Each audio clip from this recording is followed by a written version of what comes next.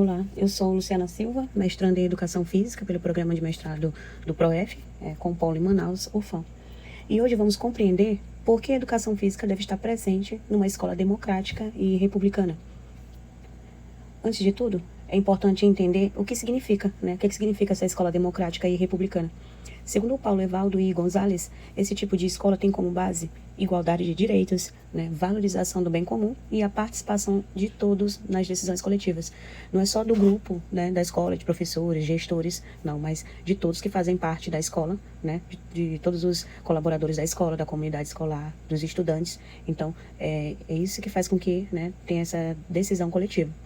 E numa sociedade democrática, cada sujeito deve ter autonomia, liberdade de pensamento e acesso ao conhecimento.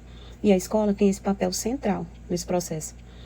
Segundo Saviani, a escola precisa ser o espaço onde o aluno entra em contato com saberes essenciais, sistematizados, históricos, que o ajudam a formar o pensamento crítico e a agir com consciência na sociedade. Então, com base nessa compreensão, podemos afirmar que a educação física é, sim, fundamental nesse modelo de escola por diversos motivos. Primeiro, porque a educação física ela oferece experiências práticas de convivência durante jogos, danças, brincadeiras ou esportes. Os alunos, eles vivem situações em que precisam respeitar regras, lidar com diversidade, aprender a cooperar, Então, tudo isso durante a educação física, para a gente entender o quanto que é rica. E isso, contribui diretamente para o desenvolvimento do senso de justiça, da responsabilidade, solidariedade. E esses são elementos essenciais para a cidadania numa democracia. O segundo ponto, o segundo motivo é porque a educação física ela não é só um movimento.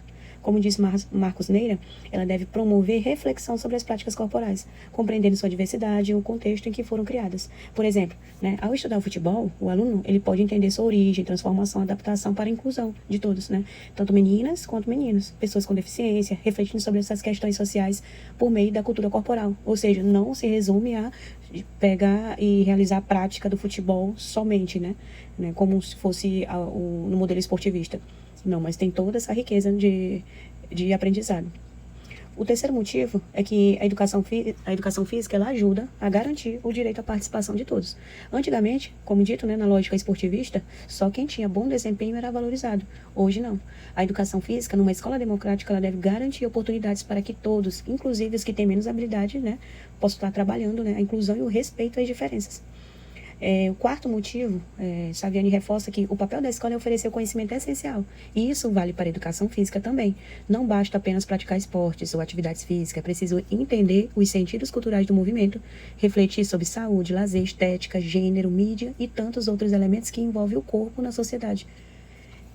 E o quinto motivo, nele ele defende que o currículo da educação física precisa partir do patrimônio corporal dos alunos, ou seja, tem que ter a ligação com as práticas, do movimento que os alunos já conhecem ou realizam, E os alunos eles já vêm com um acervo de conhecimento.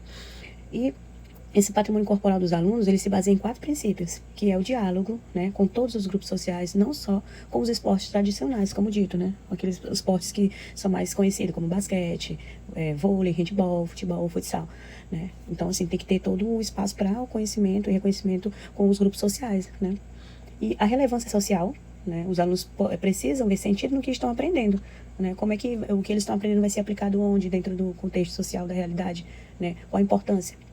Precisa também ter a questão do princípio de respeito, às possibilidades de cada estudante, sem avaliação por performance, O importante não é, esse aluno sabe mais porque ele realiza perfeitamente o movimento motor do esporte em basquetebol, ele sabe realizar os fundamentos perfeitamente, então esse é um excelente aluno. Não é esse tipo de avaliação, não é centrado na performance.